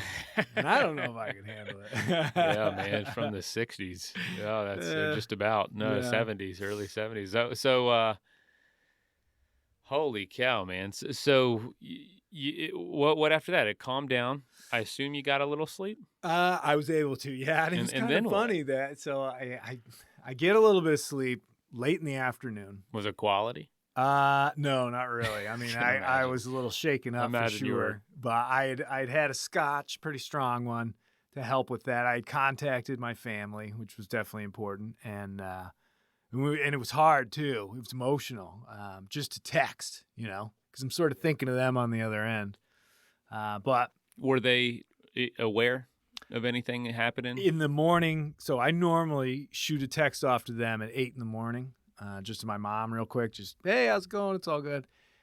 And I knew if I didn't do that, I was going to sort of catch a little hell. So she'd be worried. And so I texted her very quickly and I said, hey, I'll update you later. It's raining. And I was like, okay, yeah, it's raining. Nobody wants to be outside. Da, da, da.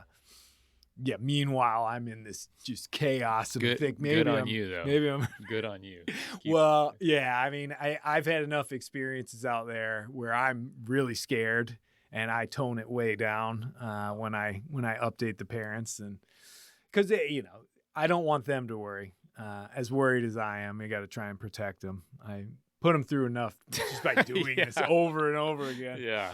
So, but yeah, I get a couple hours of sleep, but I'm woken up very abruptly because I don't have a lee board, which is used to just, it's like you have a lee board when you have bunk beds on the top bunk. So you can't fall out of the bed, right? Just a board. And I didn't have that anymore. It broke. And I thought pretty well pinned in there. And a wave hit us, just a little one, but it rocked us enough and it threw me right out of the bunk, straight onto the hardwood floor. Boom! Hit my elbow. And I'm just like, ugh, almost knocked the wind out of me. And I'm sort of like, oh, insult to injury. Oh my God. What the heck? And then I sort of went about, did a few little checks here or there, and then I was able to get a bit more sleep. But yeah, I mean, after that was day 8 or 9 of this trip. And I thought, okay, I'm missing solar. I'm missing communications with ships. Let's go to the nearest place and we'll get some parts and things like that. At least make it so I'm safe. And Bermuda was that. It was only about 300 and something miles away. And, you know, two, possibly 3 days. And the weather initially looked good for that. And so I set a course for Bermuda, and it all looked like clockwork. I talked to my friend Mike, and he was going to call ahead, actually, as I got closer to make sure they knew, you know, sort of an injured vessel was coming in. Yeah. And then I get a text message from another friend of mine, Scott, down in South Carolina, who follows these trips. He loves them. He's living vicariously through that. Yeah. And I love it that he does, because he's helped me on quite a few trips now. And he's like, hey, just FYI, download the weather. It's changing and it's deepening and it's going to get further south. And I'm like, ooh. So there's another system that again, I was like, I'll be able to make it into Bermuda. It'll be close, but I think I'll do it. So he lets me know the next day, check it because it's changing. And I look at that and I'm just like, oh, no way, I can't do it. The center of the low had moved closer to Bermuda. So essentially, if I kept going towards Bermuda and didn't make it, even by, say, 20 miles, I'd be in like 40 to 50 knot winds, almost double what I was just in. Luckily, there wouldn't be any current, but still, I did not want to deal with, force 9 gale, like severe gale conditions. And so I made the decision, I'm just going to run south, try and get to the edge of the next low pressure system and just get away from the worst of it. And then I'll figure out, I was like, maybe I'll go to the Caribbean. Maybe I'll go back to the States. I don't know. I just need to get away from this one. Were you comfortable navigating with the tools you did have at this point? Oh, yeah. What were you missing that was crucial? Like you said, communication with boats. Could you see what was around you? You could see, but like physically see, but physically you couldn't. You could see it, yeah. But see on a screen. Yeah, so on the boat, basically the AIS, the automatic identification system, communicates with other ships, and they communicate their position back to you. So you just, you have alarms that go off if there's a ship that looks like it's going to be a close pass. And it's essential for a solo sailor to have this. I mean, just to be able to sleep more than cat nap, 10, 15 minutes. And so I'd lost the aerial for that off of the back. And the VHF had a version of this where it could receive the position of other ships, but I couldn't send out my position because I didn't have a GPS aerial that I could hook to it. And so inevitably that it made it so I couldn't set any alarms, and I couldn't, if I went to sleep, the thought was in my head of like a ship could be just on the horizon plowing its way right at me at 20 miles an hour, and I've got 15 minutes left, that sort of thing. It's how long it takes to go from the horizon to your position when you're going that fast. And that thought and that thinking is almost impossible for me to shake. I don't know why. I mean, when I'm out in the forest on the AT, you start thinking about bears, you can sort of shake it out of your head and be like, don't even think about it. This was just different. I really had trouble. Every time I laid my head down to try and get some sleep, it started to become worse and worse, where I was just like, oh man, we're going to get run down. So in any event, yeah, those were the two sort of crucial systems, that and the solar panels. That's terrifying to think. It's scary, yeah. And not only, it is a busier shipping area, right? Or no? Up there, it wasn't too bad. And so I was able to get, half an hour here, an hour there, when I was up in that area. And it really came into play more towards the end as I was approaching the East Coast, because the area I'm headed towards is basically in between Charleston, Savannah, and Jacksonville, which are 3 major shipping ports. I mean, when I went through Savannah, or off the coast of Savannah, there were 27 ships, between like 700 and 1,000 feet long, sitting out there, anchored, waiting to go in. I mean, it's insane. And you just got to navigate it all by sight. And, I grew up and trained in the beginning without AIS for it, and that was okay. But solo sailing, it's difficult because, stretches like that, sometimes you have to be up for a day or so. You told me about that on the first time we talked, was how crazy certain people thought you were on your first solo sail around the world to sleep as long as you do. Yeah. And you were like, well, I check AIS. And I believe in AIS. Yeah, you believe in it. And I mean, the chances of you hitting something are like astronomical. Yeah. I mean, it is pretty low. Outside of the shipping lanes and things like that, it's pretty low. The idea of like running into a container that's floating there, I've never seen one in all the years. Which would, I mean, because they float. They can, yeah. The newer ones that are sealed really well, like the refrigeration ones or whatever. I forget which ones, what the scenario is that can make those things not take on water for a long time. But yeah. And that would totally ruin you. Oh, probably. I don't know. It'd be interesting. Maybe you it push would it depend down on how Sparrow hit it. If Sparrow did a direct hit, and it was just submerged, the stem of a boat is the front apex, the angle, going down. That's the strongest part of a boat. And Sparrow is a really strong boat. We could probably peel open a container. Really? Maybe. I don't know. So? I mean, I don't know. Ever want to find out. You don't want to find out. But like anything weaker than that, you should be okay. Like a wooden raft. I've definitely hit stuff out there, hit objects, found scratches in the boat, What do you hit out? What have you hit out there? Well, unfortunately, there's a lot of stuff out there. There's a lot of old buoys. There's a lot of plastic everything. It's pretty rare to see big stuff. Just like mostly just floating trash. Mostly floating trash, yeah. Little bits and bobs. But I mean, sometimes you go, I remember getting a whole fishing net wrapped up on the very tip front of the boat on the bobstay. And I was like, oh my gosh, I'm going to have to like get in the water to get that thing off. And I slowed the boat down basically to a stop and it fell off. But yeah, I mean, sometimes you come across a huge tree trunk or almost a whole tree, floating across from Africa floats. or whatever. And what's the weirdest thing you've ever seen? The weirdest thing, probably I saw a tanker. It was in the middle of the night, and it had the two red lights on it, nothing else. You told me this. Yeah, just basically like an abandoned. It seemed like an abandoned tanker, no engines, no generators, no exhaust, floating out there, a few hundred miles off the coast of Brazil. No lights except for the not under command light. So I don't know. Maybe there was like one guy on there and he was just asleep, but just drifting. Yeah. I got within a mile of that one. That was weird. That was the ghost. Where would ship. that go?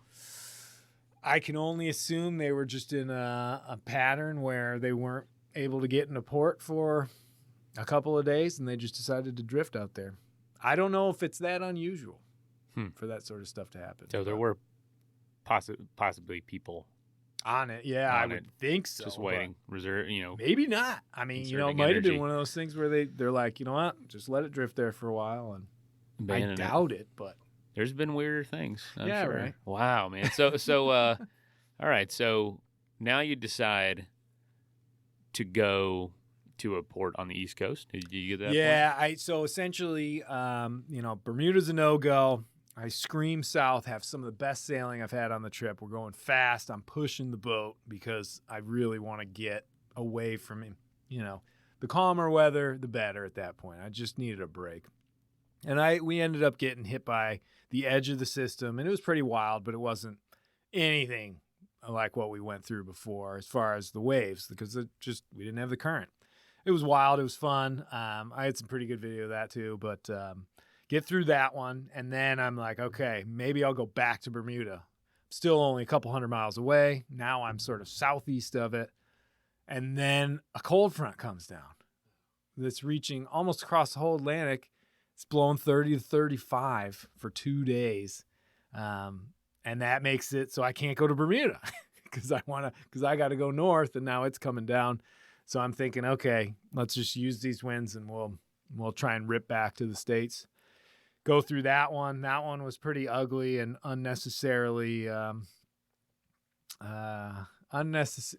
was just unnecessary. I didn't need a fifth weather system. I was already headed back in. I had already raised the white flag. You know, the ocean won, which it always does. We all have to come back into port sometime. But in any event, I wanted to get back just to anywhere on the East Coast, and went through that system. Luckily, it pushed me through. And then once that fifth one was over, you know, this is now day 18 or 19, and the winds died. Like, I went from 60 to 0, you know, not actual 60, but, you know what I mean? Where it's just like nothing. And now I'm floating out there, and just, you know, I get a 5-knot breeze and throw every bit of sail I have up, just try and work it as hard as I could. Then I start seeing all the shipping, so I really can't sleep. The shipping got just incredibly heavy, and I put up a radar reflector in the rigging, and every once in a while I get them on the radio, but you know, there were a few that avoided me noticeably. So I was like, okay, at least the radar reflector seems to be working, because I'm sure these ships have those alarms, not only for the AIS, but for radar proximity and all that stuff, or somebody just up there paying attention. Yeah. And because there's not much you can do, personally. And I can, you know, as like in the middle of the night when I see the lights come up, I can tell which direction this boat is going just from its lights. And you also have a hand-bearing compass, so you look at it, you take its heading or its bearing from you, and then 5 minutes later you check it again. If it's the same, it's on pretty much a collision course. If it's not, then you know it's going to pass by one way or the other. I see, yeah. If it is on that collision course, then you can deviate your course to try and go. Even with no wind. You have engines, right? I do have an engine, yeah. So I'm having to really keep an eye on the fuel that I have, because I need to charge the batteries every other day. Excuse me, just so I can keep the VHF on and keep the lights on. How much fuel did you have? Not much. I left with about 50 gallons. Okay. And that's usually enough to... For me, with the solar panels, I almost never run the engine. I'll run it like every 2 weeks just for half an hour, just to like lubricate everything, move the oil around, and then shut it right down, because the solar that I had charged everything, kept me topped up. That's awesome. Yeah, I mean, it was great setup. When I went around the world, I had 65 gallons of fuel, and I made it 24,000 miles with that. How much did you have when you got back?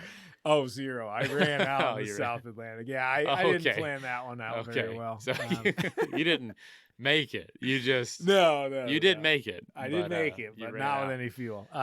But yeah, essentially it was just working every light little breeze I could. It was stunningly beautiful to be on a flat sea again and sort of be able to enjoy it. And I tried to do that as much as I could.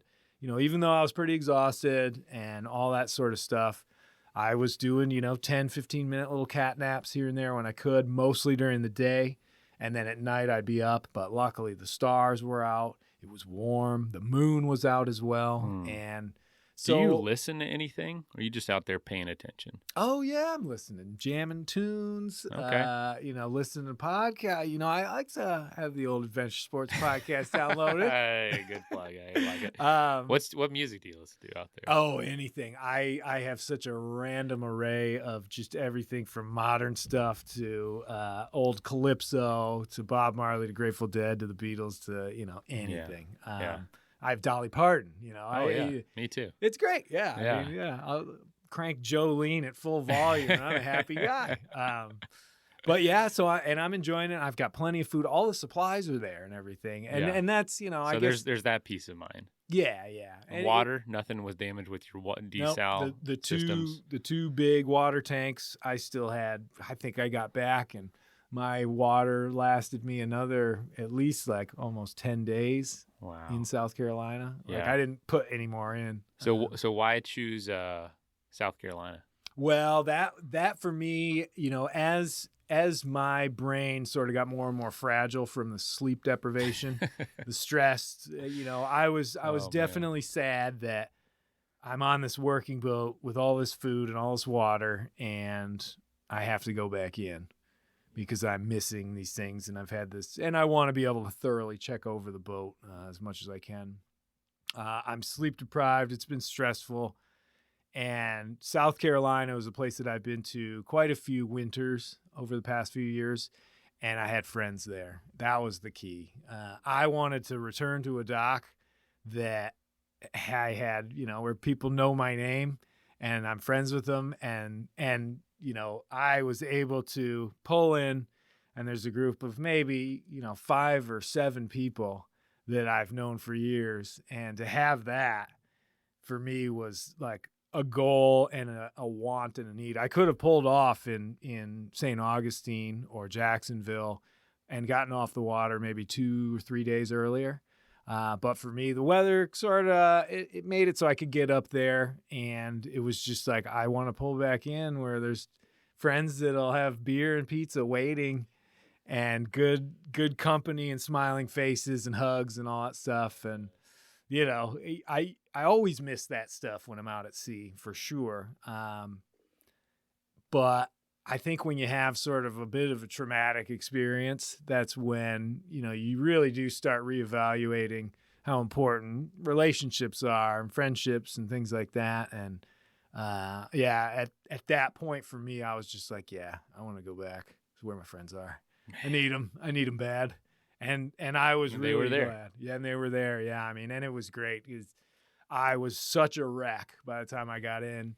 The last, I think, 48 hours, I might have gotten 1 hour of sleep because the traffic became insane outside of Savannah. And then you pass through this fleet of all these ships at Savannah, and then it gets to be morning. And then I've got a motor like for 5 hours up the river just to get to the marina. And that's the intercoastal. The engine's all wonky. It seems like I'm almost out of fuel. I'm having to like manually pump the thing every once in a while. And yeah, I was just an absolute wreck. So they put me in the easiest spot to dock. And like I essentially got there, walked around a little bit, and then just collapsed. Man. And yeah, I'm looking at it right now. Just unbelievable. I bet you slept for days. I definitely, you'd think I would have. I think I took about a 2-hour nap. Woke up totally confused. Not like, what's going on up on deck? And then I realized I'm here. There's a boat next to me, and like, oh, I did make it. And then I was up for a little while trying to organize because it's when you do get used to that, and that's part of what we were talking about earlier, you get in that mode where you get in that sleep pattern and your body will just get used to it, where you get 2 hours of sleep. That's like, oof, all right, we're ready to jam now. Yeah. And so, I was up kind of late that night and cleaning stuff and had some friends over and everything. And then was able to get a decent night's sleep. But the world was like a trampoline or a sponge for 2 days. I could barely walk. I actually felt a little bit physically ill. When I got into my buddy's car to go to the gas station just down the street, like I kind of had to like close my eyes a little bit because it's just way too fast. And I think it was a mix between just typical land sickness and the exhaustion and stress of the last, month. And it all sort of culminated in I think my body was probably just telling me like, go to bed, like go. Yeah. Stop walking around. Yeah. You got nothing. It's not important. Yeah. I did have to wait 3 days before I could take a shower. Because the water? No, not the water. When you get in that capsule of, a little shower stall, and there's no horizon, there's no windows, that's where the land sickness affects you the most. And it's actually pretty common for people to fall down in the shower. Wow. If they've been out at sea for a while. So I just kept sort of putting that off. And finally, I remember the day I did an outdoor shower. I know, right? Yeah, Well, I thought about just going and dumping, some water on me in the cockpit. But when I did finally get it, I remember like announcing to everybody, I was like, I took a shower. Hey, guys. It didn't fall down. Dude, the things you don't know, that's so nuts.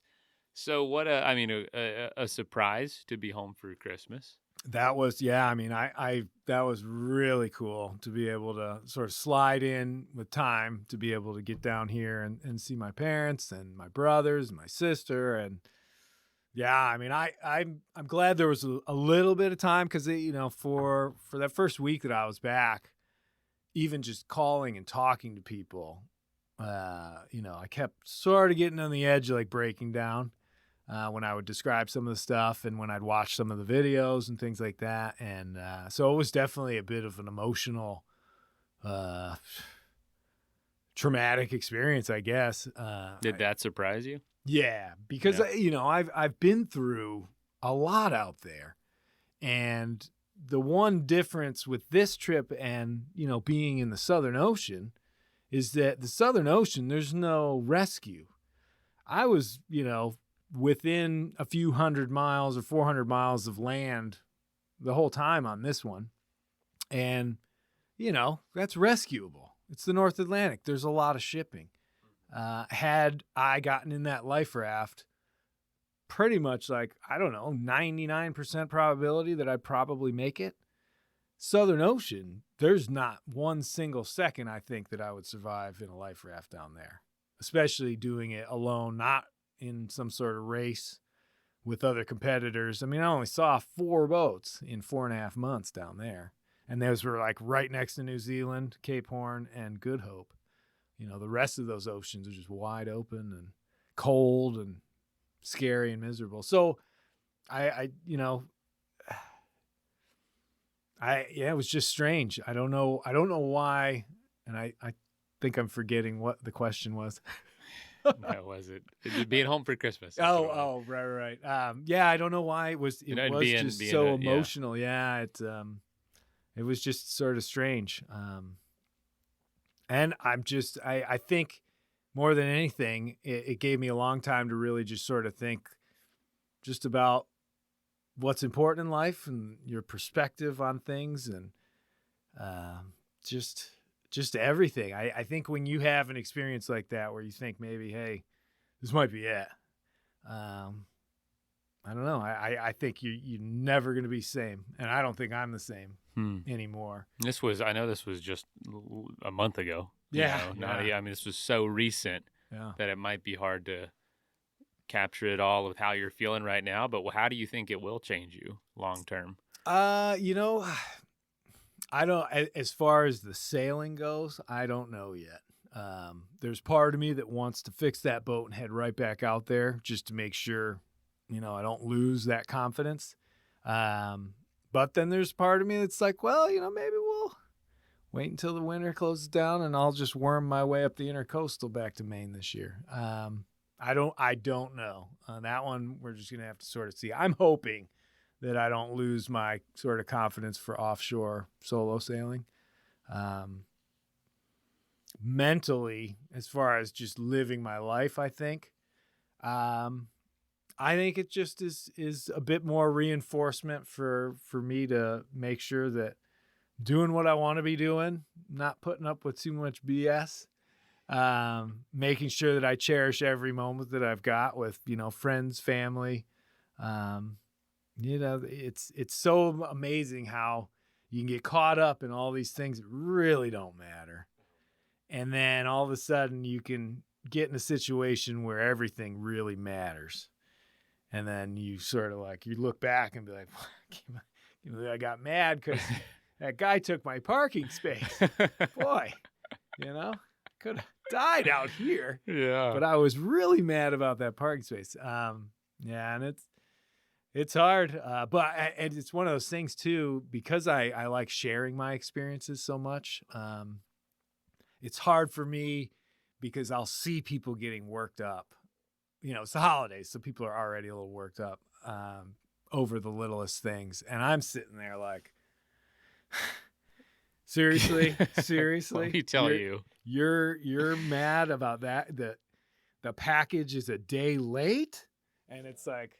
But I can't sit there and I can't judge anybody and be like, hey, come on, you don't know what you're. So I have to figure out a way to sort of relate it to people a little bit or whatnot. But the thought rolls in my head and be like, dude, you need to go have a life-threatening experience. Yeah. Hey, that's what it's a game changer. Yeah. It's a game. That's what we talk about on this show is it's perspective change. Sometimes it comes at you. It's involuntary. Yeah. A cancer diagnosis. Right. Partner, spouse, friend dies out of nowhere. It's forced on you. And sometimes it is, you set out to sail to the Southern Ocean and it does not go to plan in a relatively short amount of time. Like that's in a place that I would say pretty familiar with where you grew up. I mean, of all the places you've been in the oceans you've sailed, it's crazy to me that this happened almost out of your front door in a lot of ways, in a place that's often considered pretty calm or manageable and rescuable. I don't know, like July. During July. July is the calmest month in the North Atlantic. I mean, that is, the whole Gulf Stream and the East Coast in the fall. I mean, up in Maine, November is no joke out there. October, no joke out there. I mean, the perfect storm, that all happened in October. Those systems, it can be a very dangerous place. You have to use all the caution you can and most updated weather and all that. And, don't get too overconfident. Yeah, no kidding. That's what I would tell people. Yeah, and I really like your comment about putting yourself back out there to not lose confidence. Because I think a lot of times, I mean, from just traditional sports, or something you love to do, it was really dangerous. Put things into perspective. We hear it a lot on this show with people saying, doing a relatively, maybe like whitewater kayaking. Like I almost drowned, never did it again. I have kids. I feel like there's a way to continue growing or to try it in a different way that isn't so dangerous to where it's past now. I don't know. What do you think? I've had to think about that a lot. There's that old saying of, you just got to get back up on the horse. But in this case, I was pretty lucky that you can't actually fall completely off the horse when you're ocean sailing because, then you're in the water. Right. So, and having to go through 2 more kind of ugly weather systems after all this happened. Yeah. Did allow me to sort of know that, yes, we can make it through these things. I know we can, and I know Sparrow's a good boat. And but do you want to? Well, therein lies the question. And I do. I mean, like I said, those last few days, as exhausted as I was, when the world calmed back down to sort of a more normal ocean sort of landscape, it's stunningly pretty. It's the place I love to be. Yeah. I fear the day where I'm no longer able to go and do that stuff. Yeah. Because it'll be a sad day for me. And maybe that's part of the reason I keep going out there is I want to experience it as much as I can while I still can. That brain wave you're talking about is it's hard to recreate. Very hard. I've never been able to recreate it anywhere else but on the ocean by myself for extended periods of time. And the AT and camping and hiking do get close, but it's a whole different level out there. Yeah, I can imagine. Wow. So what do you know about what's next? Is it getting Mighty Sparrow just cleaned up? Right now. Bandaged up? It's all about replacement parts and getting all that. I obviously have my own podcast and such, my own sort of platforms. Sailing Into Oblivion. All across the board, from YouTube to TikTok and everything. And I've been getting quite a bit of support from sort of all the followers and subscribers and stuff, not only just, kind notes and emails, but through like Patreon and everything. And then the Westsail family. I reached out to a couple people, and I guess they, as a whole, the Westsail family, we're a little bit oddball when it comes to how passionate we are about our boats. There's 800 of them or something out there, and that few. Well, they only made probably 1,200 total. But again, these boats are like 50 years old. Most boats hit 50, and it's like to the heap. Yeah. But these, people sort of treat them like classic cars in a way. Yeah. And they were following the trip, and they were plotting and planning before I was even back of how to get the right pieces back together for like the gallows and the arch and everything.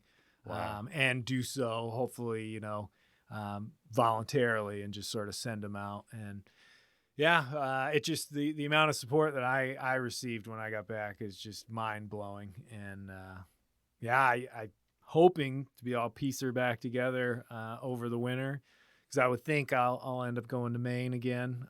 But the world's kind of crazy. You never know what's going to happen or what life's going to throw you, new opportunities, things like that. But I'm at this point just try and put her back together and share out all the content from this trip, and just sort of go from there. That's got to be a fun part of it, sharing the story. Oh yeah. I'm very confident that this, because it's sort of a disaster story with a happy ending, that I can turn it into an actual, physical in-person presentation. Oh yeah. Plus with all the footage and stuff. But these are film. Learn enough life lessons in a trip like this that you can share those out on sort of a corporate level. I was able to do a little bit of that with the trip around the world just before COVID, and I would love to be able to get back into that sort of stuff. I great storyteller. Love being on the stage. I love getting animated. Yeah. I mean, it's for someone that probably doesn't talk for months on end. You're a good talker. I don't know. I got the best of both worlds there. Unless you're just out on the boat alone, just like in theater almost to yourself. Are you pretty animated out there and vocal? I'm pretty vocal. If I make it to noon and I haven't said anything, typically I'll sort of look over and be like, pretty quiet today, huh? Out loud, I've always said, though, it would have been far stranger to not say a word for 9 months than to talk to myself a little bit every day. Yeah, absolutely. I totally agree. Yeah, man, this is something else. I know the lore and the legend of Jerome Rand has only increased with this adventure. From the Westsail community to the TikTok community. I know you're big on there. YouTube, all that, man, what an adventure. And it's pleasure to have you on. Third time now. I know. It's always been a tradition. An honor. Yeah, it's great. I love sitting down and talking with you, Mason. You do an incredible job with this podcast. Oh man, it's really is an honor to be on the show not once but 3 times. So. Dude, I mean, what better way to? I mean, I'm sitting here listening to the most incredible stories. It's my I got to pleasure. cook up another adventure just so I can come back. Yeah, please come back. Yeah, come back and share. But Jerome, thanks so much. I'll plug everything. All your things, all the book and podcast and all Sailing Into Oblivion across the board. Across the board, it's everywhere. Yeah. Sweet. First of all, thank you so much for listening. It means the world to us that you choose to listen to this show. If you'd like to help us further, you can leave a review on iTunes, share us with your friends, your family. It goes a long way to grow in the show. You can also support us financially through patreon.com/adventuresportspodcast. Link is in the show notes. And also, if you have an idea of who could be a good guest for the show, we're always looking for people to tell their story about the outdoors or adventure. So if you know someone, please reach out. Email us at info@adventuresportspodcast.com. And until then, get out there and have some fun.